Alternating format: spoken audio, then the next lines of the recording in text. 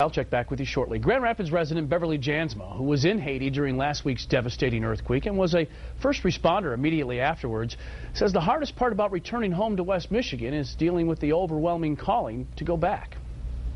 And I know the hardships, I know the heartaches, I know the big job that is ahead. Beverly Jansma had been to Haiti more than a dozen times, but this trip on her medical mission bus was unlike any other. The bus just started rocking, back and forth, and then all of a sudden one of the people on the bus yelled, "Earthquake." In the hours and days to follow, she and her staff treated dozens of severely injured victims who came or were brought to her clinic in the suburbs of Port-au-Prince, desperate for help. The medical person in a trauma situation or critical, you just go into mode.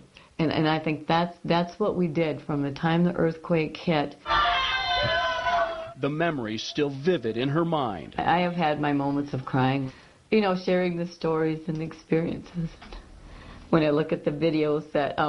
But with their medical supplies exhausted and security becoming a serious issue, Jansma and her staff were forced to evacuate, escorted out by the U.S. military early Friday morning. It was like 2:30 in the morning, and all of a sudden there's just this beating on our door, and it says, "U.S. military here to evacuate you out. You got 10 minutes to get on the bus." She left with mixed emotions. Because yes, we wanted to stay and help, but we knew that we were out of supplies, and then with the safety factor, what could we do?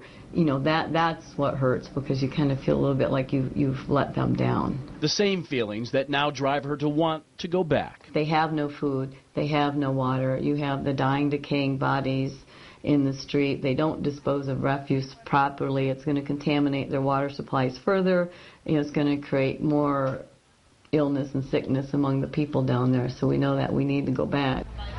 Jansma says she unfortunately expects the death toll to rise considerably and hopes to go back to Haiti when it is deemed safe to do so.